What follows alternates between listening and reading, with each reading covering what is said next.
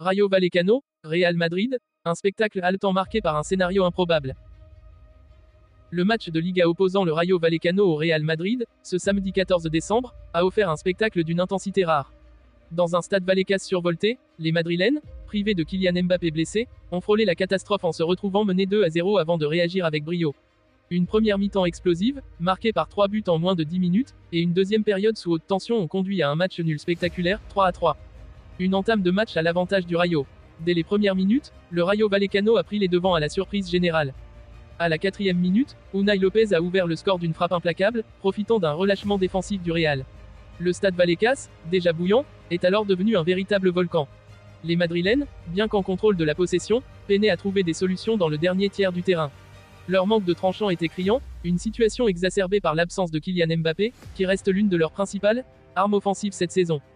Les locaux, eux, ont continué d'exploiter chaque opportunité. À la 36e minute, Abdoul Moumin, défenseur ghanéen du Rayo, a doublé la mise. Sur un corner bien tiré, il a placé une tête puissante qui n'a laissé aucune chance à Thibaut Courtois. Le Real Madrid se retrouvait mené 2-0, une situation que personne n'aurait imaginée avant le coup d'envoi. La réaction du Real, une fin de première mi-temps sensationnelle. Alors que la rencontre semblait tourner en faveur du Rayo, le Real Madrid a enfin réagi grâce à un exploit individuel.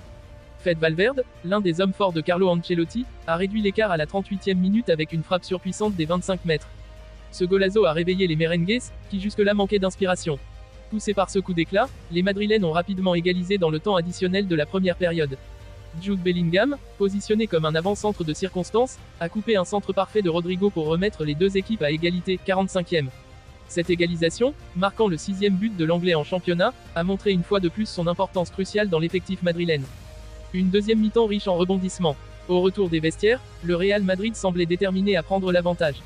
Leur pression constante a fini par payer lorsque Rodrigo a inscrit un but à la 56e minute. Sur une frappe légèrement déviée, l'attaquant brésilien a donné l'avantage aux siens pour la première fois dans la rencontre. Cependant, le Rayo Vallecano n'avait pas dit son dernier mot. À la 66e minute, Iesi Palason, l'une des figures emblématiques de l'équipe, a marqué le but de l'égalisation.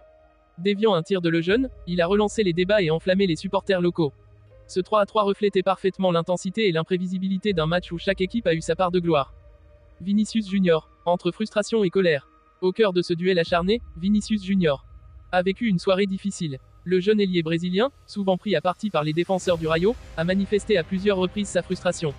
Ses dribbles percutants, bien que dangereux, n'ont pas abouti, et ses protestations constantes envers l'arbitre n'ont fait qu'exacerber sa colère. À la 70e minute, une altercation avec un joueur adverse a failli dégénérer, illustrant l'état de tension dans lequel se trouvait Vinicius.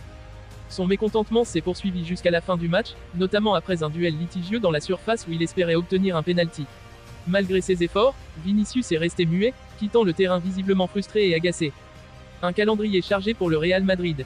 Ce match nul, bien que spectaculaire, représente une occasion manquée pour le Real Madrid, qui espérait s'éloigner encore davantage de ses concurrents en Liga. Cependant, l'équipe de Carlo Ancelotti n'a pas le temps de se lamenter. Dès le 18 décembre, elle disputera la Coupe intercontinentale de la FIFA 2024 contre les Mexicains de Pachuca. Cette compétition, vestige de l'ancien format de la Coupe du Monde des clubs, pourrait offrir aux Madrilènes un nouveau trophée avant les fêtes. En Liga, leur prochain rendez-vous est prévu pour le 22 février face au Séville FC. Ce match sera crucial pour rester en course dans la lutte pour le titre. D'ici là, le Real devra régler plusieurs problèmes, notamment son efficacité dans les derniers gestes et la gestion des émotions de joueurs comme Vinicius Junior, dont la frustration risque de devenir un véritable obstacle. Une soirée mémorable, ce 3-3 face au Rayo Vallecano restera gravé comme l'un des matchs les plus palpitants de la saison.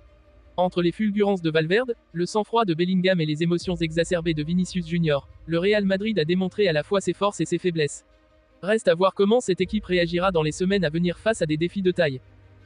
Note détaillée, Rayo Vallecano, Real Madrid.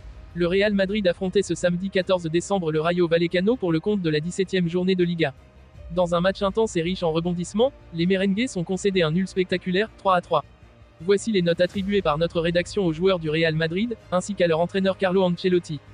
Thibaut Courtois, 4,5. Un match difficile pour le gardien belge, souvent laissé seul face aux attaques incisives du Rayo. Bien qu'il ne soit pas directement fautif sur les 3 buts encaissés, il n'a pas su réaliser ses parades décisives auxquelles il nous a habitués. Son match reste marqué par un manque d'éclat, même s'il a évité une catastrophe plus grande en bloquant quelques tirs dangereux en deuxième période. Lucas Vázquez, 3. Le capitaine du Real Madrid a traversé une soirée cauchemardesque.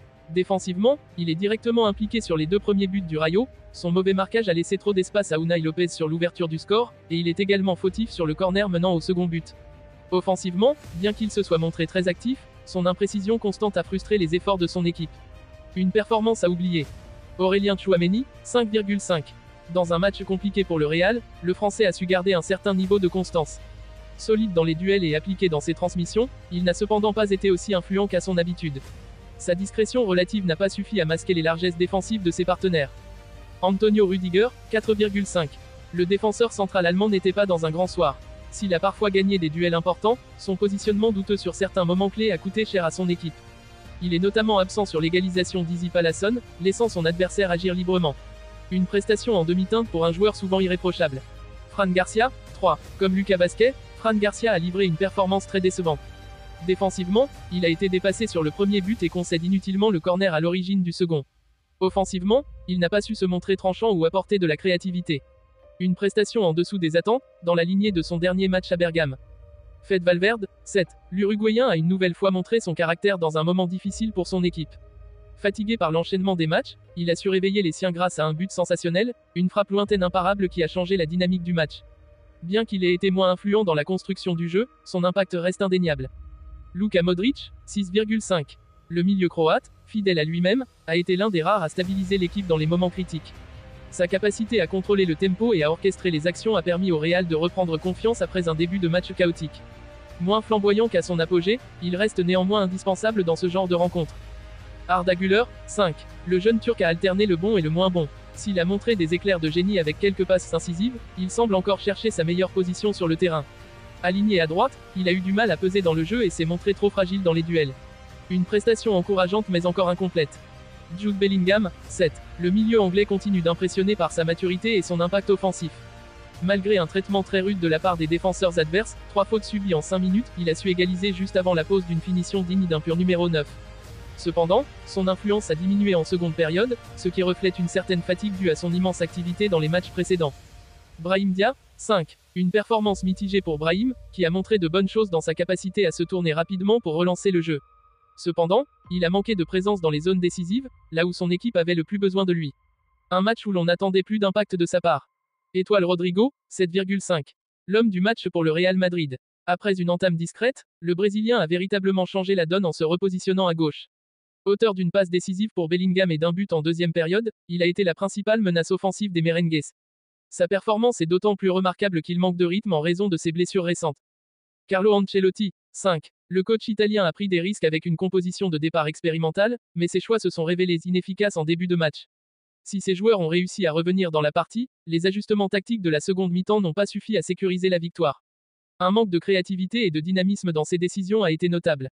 Analyse générale. Dans ce match spectaculaire, le Real Madrid a montré une capacité de réaction admirable, mais les problèmes défensifs et un manque de constance dans la gestion du match ont coûté cher.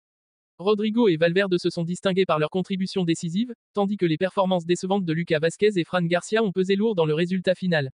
Ce nul face au Rayo Vallecano, bien qu'honorable dans son déroulement, reflète les défis actuels du Real Madrid, trouver un équilibre entre une défense solide et une attaque efficace, tout en gérant les absences majeures comme celle de Kylian Mbappé.